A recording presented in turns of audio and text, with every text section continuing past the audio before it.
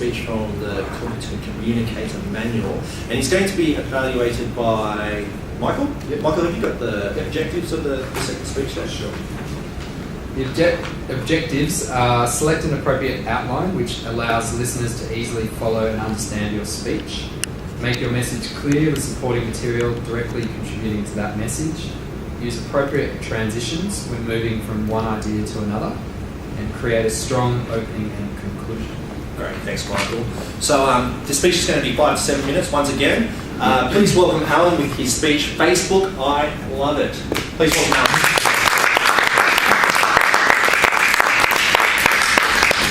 Mr. Toastmaster, ladies and gentlemen, Facebook, I love it.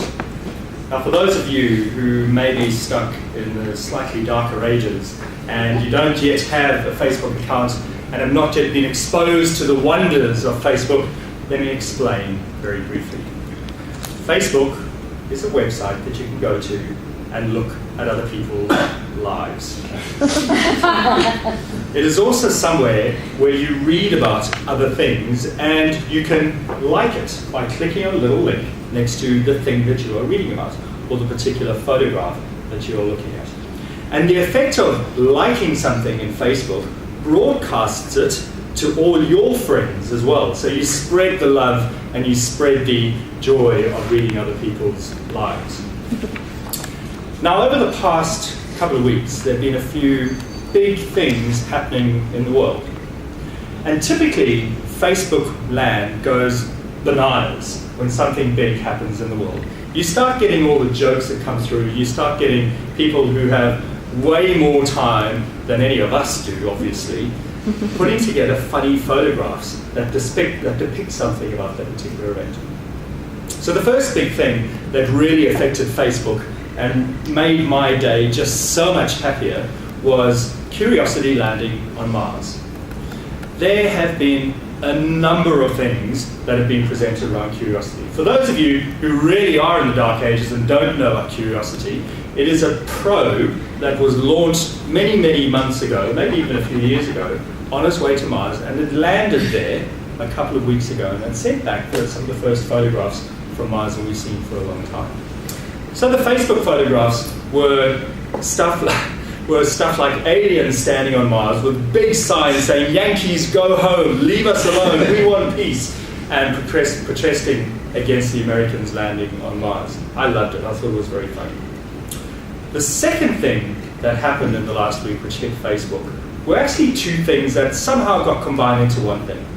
Lance Armstrong, we heard this evening, has given up his fight against the anti-doping agency and said, "Leave me alone, I'm going to live with my life." Neil Armstrong, the first man to ever set foot on the moon, passed away over the weekend. He was 82 years old and he had a heart attack. There was heart surgery and complications led to his passing away.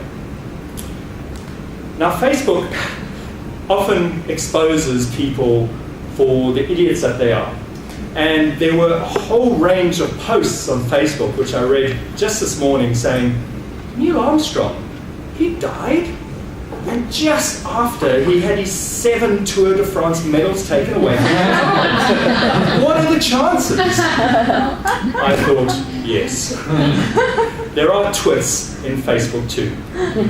Another example that I read just this afternoon, while I was taking a break from my work, of course, and catching up on my family back in the US, was an example of a whole lot of people who had responded to a Facebook query for post your name without any vowels.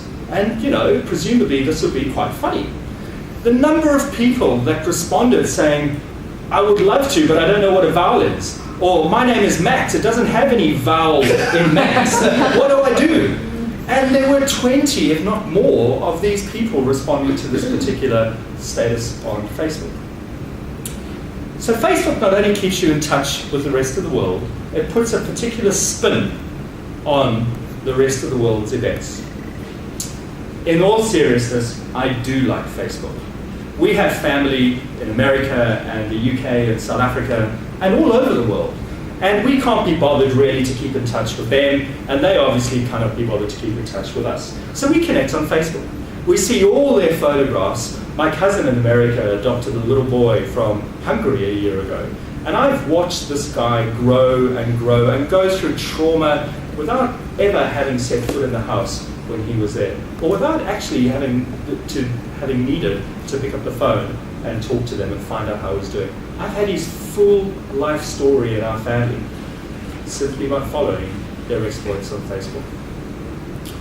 So in summary, ladies and gentlemen, for those of you who have not yet taken that first great step into the world of Facebook, I heartily encourage it, if only to keep in touch with your family. The added benefit of doing that is you see what the rest of the world is doing, and really how clever you are.